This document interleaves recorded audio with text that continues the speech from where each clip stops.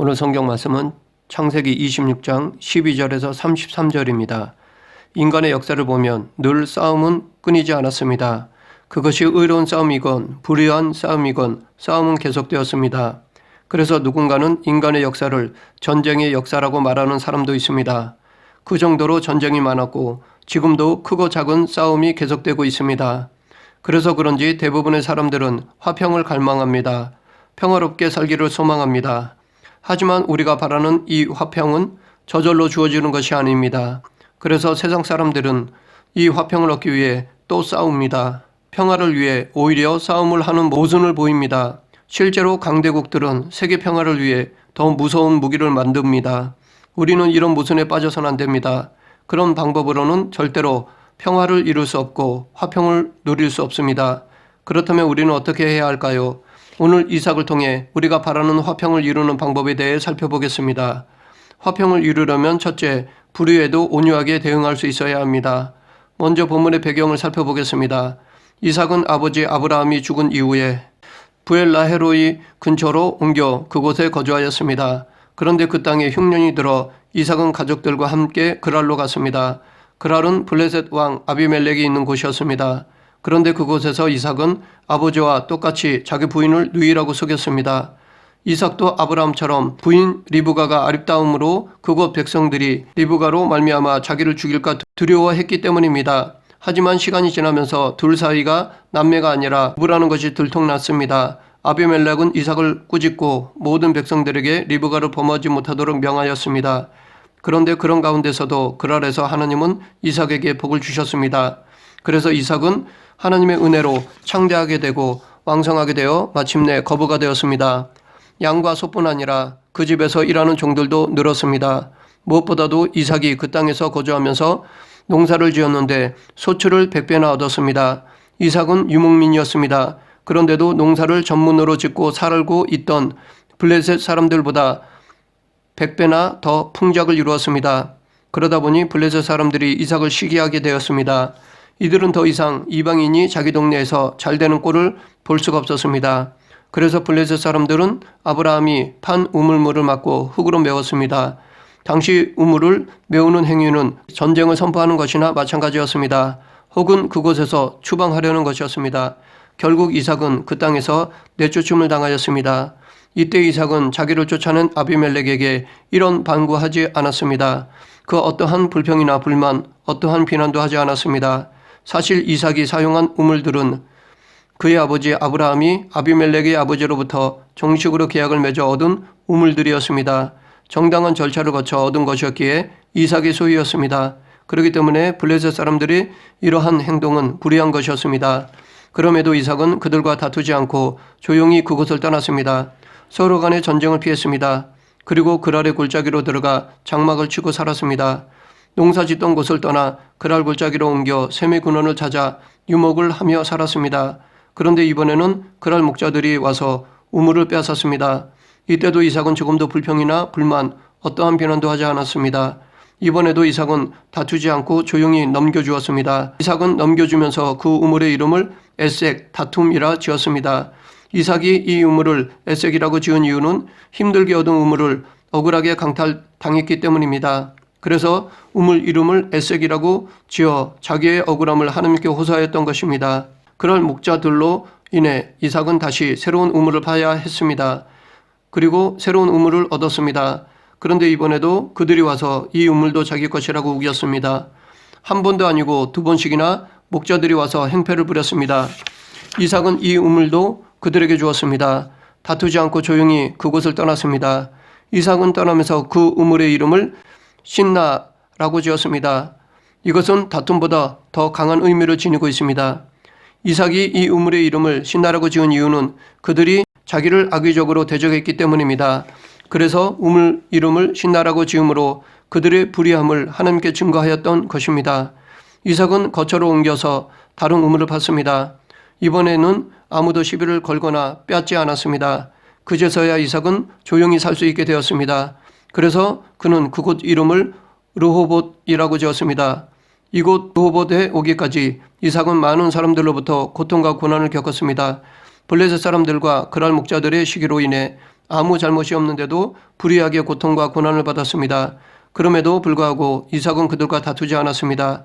온유함으로 그들을 대했습니다. 그 결과 이삭은 넓은 장소인 르호봇을 얻었습니다. 하나님께서 그에게 더 이상 남들과 다툼이 없는 평안히 거할 수 있는 넓은 곳을 주셨습니다. 하나님은 이렇게 온유한 자에게는 좋은 것을 허락해 주십니다. 이삭으로 하여금 땅을 소유하게 하셨습니다. 이것은 예수님께서 온유한 자는 복이 있나니 그들이 땅을 기업으로 받을 것이며 라고 하신 말씀이 아닌가 생각해 봅니다. 또한 하나님은 마음고생이 많았던 이삭을 위로해 주셨습니다. 그 밤에 여호와께서 그에게 나타나 이르시되 나는 내 아버지 아브라함의 하나님이니 두려워하지 말라. 내 종 아브라함을 위하여 내가 너와 함께 있어 내게 복을 주어 내 자손이 번성하게 하리라 하신지라. 하나님은 이삭에게 직접 오셔서 자손의 번성에 대한 복을 약속해 주셨습니다. 하나님의 위로를 받은 이삭은 그곳에서 감사 예배를 드렸습니다. 지금도 하나님은 이삭처럼 온유한 자에게 르호봇 같은 기업을 주십니다. 그런데 이삭같이 불의한 자들 앞에서 온유함을 보인다는 것은 쉽지 않습니다. 나를 죽이려고 달려드는 상대에게 온유하기란 쉽지 않습니다. 특히 불의하게 나를 모함하는 자에게 온유하게 대한다는 것은 불가능하기까지 합니다. 그럼에도 하나님은 우리들이 온유하기를 바라십니다. 우리가 온유하려면 우리의 성질을 죽여야 합니다. 다시 말해 내가 죽어야 합니다. 그래야 이삭처럼 불의한 가운데서도 온유할 수 있습니다. 또한 하나님은 온유함으로 인해 상처받은 아픈 마음을 위로해 주십니다. 지금도 하나님은 온유한 자가 받은 상처를 치유해 주십니다. 당신의 이름으로 인해 당한 억울함, 아픈 상처를 치유해 주십니다. 그런데 이삭이 보인 온유함은 그의 아버지 아브라함으로부터 본받은 것이라 할 수 있습니다. 아브라함과 롯의 소유가 많아지자 아브라함의 목자와 조카 롯의 목자들 간의 다툼이 발생하였습니다. 이때 아브라함은 화를 내거나 자기 힘으로 조카를 억누르지 않고 서로 간의 분쟁을 피하도록 평화롭게 갈라섰습니다. 그때도 먼저 소유권을 내세울 수 있었는데도 아브라함은 조카 롯에게 양보했습니다. 이렇게 아브라함도 다툼을 피하고 온유하게 대응하여 문제를 해결하였습니다. 그 결과 조카 롯은 눈으로 보기에 좋은 곳을 선택했지만 오히려 모든 소유를 다 잃은 반면에 척박한 곳을 선택한 아브라함은 더 많은 복을 누리게 되었습니다. 또한 아브라함이 헤어짐으로 겪은 씁쓸한 마음을 하나님께서 이삭이라는 아들을 주심으로 위로해 주셨습니다. 계속해서 화평을 이루려면 둘째, 내게 잘못한 사람을 용서할 수 있어야 합니다. 이삭은 브엘세바로 자리를 옮겨 살았습니다. 그 아래서 겪은 불의함을 생각하면 속이 상했을 것입니다. 그러나 하나님의 위로로 말미암아 그 모든 아픔을 잊어버릴 수 있었습니다. 그 후로 계속해서 이삭은 하나님의 은혜로 더 큰 복을 누렸습니다. 그런데 아비멜렉이 아훗삿과 군대 장관 비골과 함께 이삭에게 찾아왔습니다. 그리고 그들은 이삭과 계약을 맺으려 하였습니다. 그들은 앞으로 이삭에게 자기들을 해하지 않을 것을 요구하였습니다. 이들은 이삭의 번창을 시기하다 못해 이제는 두려워하였습니다.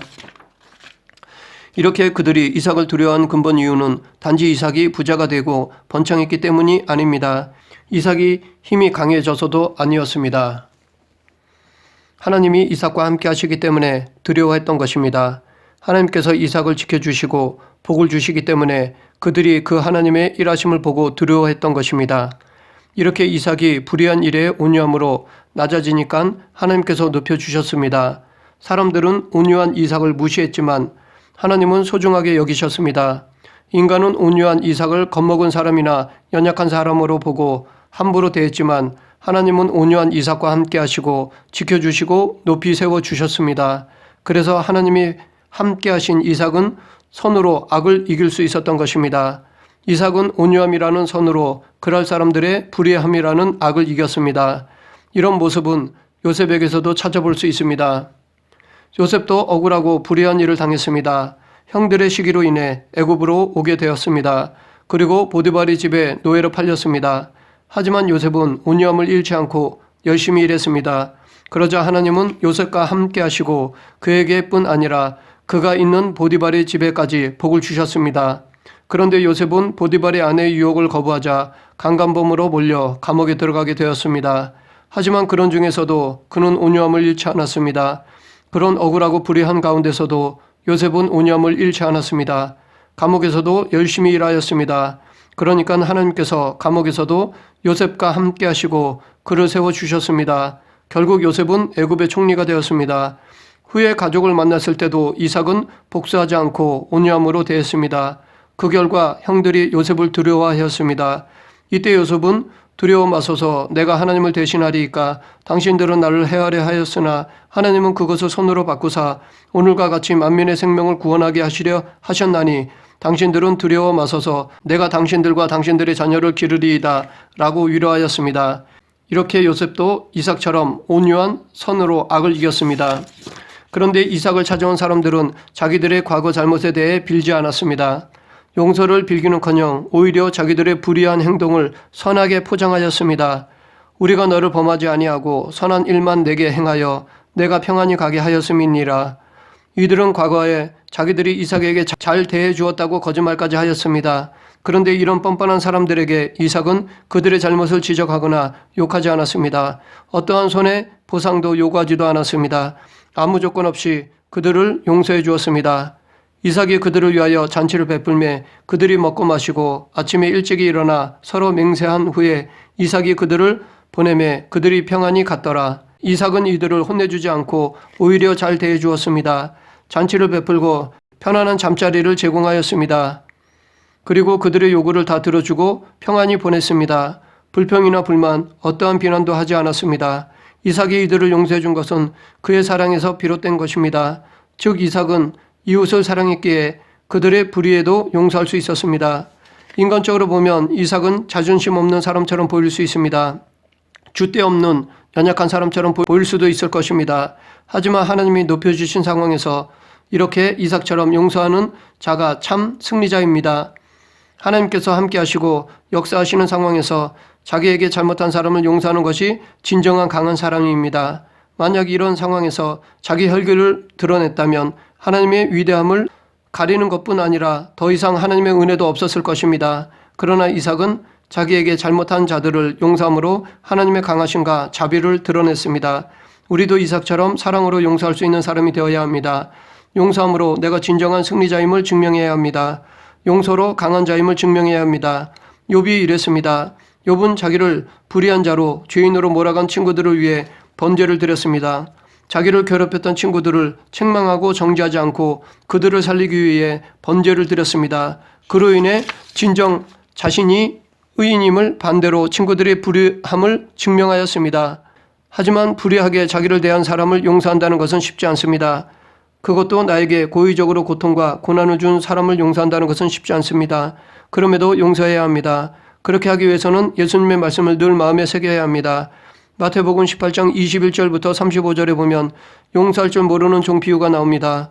어느 종이 자기가 10,000달란트 빚진 것을 탕감받았는데 그 종이 나가서 자기에게 100데나리온 빚진 동료를 만나 빚을 갚도록 옥에 가두었습니다. 그러자 10,000달란트 탕감해 주었던 주인이 그 종을 잡아 옥에 넣었습니다. 이 비유를 마치면서 예수님은 너희가 각각 마음으로부터 형제를 용서하지 아니하면 나의 하늘 아버지께서도 너희에게 이와 같이 하시리라 라고 말씀하셨습니다. 그런데 저는 전에 이 비유를 이렇게도 생각해 보았습니다. 10,000달란트 빚을 탕감해 준 사람은 그것 없어도 잘 살 수 있지만 이 종은 100데나리온 못 받아내면 살지 못하기 때문에 혹은 밥만 먹고는 못 사니까 100데나리온을 꼭 받아야 하지 않았나 생각해 보았습니다. 그러니까 이 종의 입장에서는 주인이 10,000달란트 탕감해 준 것은 고맙지만 더 이상 자기의 일에는 간섭하지 말아야 한다고 생각했습니다. 그러나 이 비유를 물질의 문제로만 보아서는 안 됩니다. 물질의 문제가 아닌 죄의 문제로 보아야 합니다. 이 문제를 죄 용서의 문제로 보았기에 10,000달란트 탕감해 준 주인이 이 종에게 간섭하는 것입니다. 혹은 10,000달란트를 탕감받은 사람이 100데나리온 빚진 사람에게 이 돈을 받아내어 사업에서 성공하면 10,000달란트를 갚고 당당하게 살 수 있다고 생각했습니다. 하지만 이 문제를 죄로 본다면 인간은 전적으로 타락했기 때문에 또다시 죄를 질 수밖에 없고 죄의 값을 치를 수 없기 때문에 우리는 하나님께서 우리의 죄를 사해 주셨으므로 반드시 우리도 용서해야 한다는 것입니다. 예수님께서는 제자들에게 우리가 우리에게 죄 지은 자를 사해 준 것 같이 우리의 죄를 사하여 주옵시고 라고 기도를 가르쳐 주셨습니다. 이 말씀은 내가 남의 죄를 용서했기 때문에 하나님께서 나의 죄를 용서해 달라는 것이 아니라 도저히 치르지 못할 큰 죄값을 용서받았기에 그의 감사함으로 이웃에 대한 용서를 해야 한다는 것입니다. 우리가 행하는 이웃에 대한 용서는 하나님께 용서받을 조건으로서가 아니라 하나님께 용서받음으로 말미암아 맺은 열매라는 것입니다. 우리가 예수 그리스도로 말미암아 죄사함을 받았기 때문에 그에 대한 감사의 열매로 우리도 마땅히 이웃의 잘못을 사랑으로 대해야 한다는 것입니다. 본문에 나오는 이삭이 바로 이런 온전한 용서를 하였던 것입니다. 그리고 이 용서를 통해 서로 간의 화평을 누리게 되었습니다.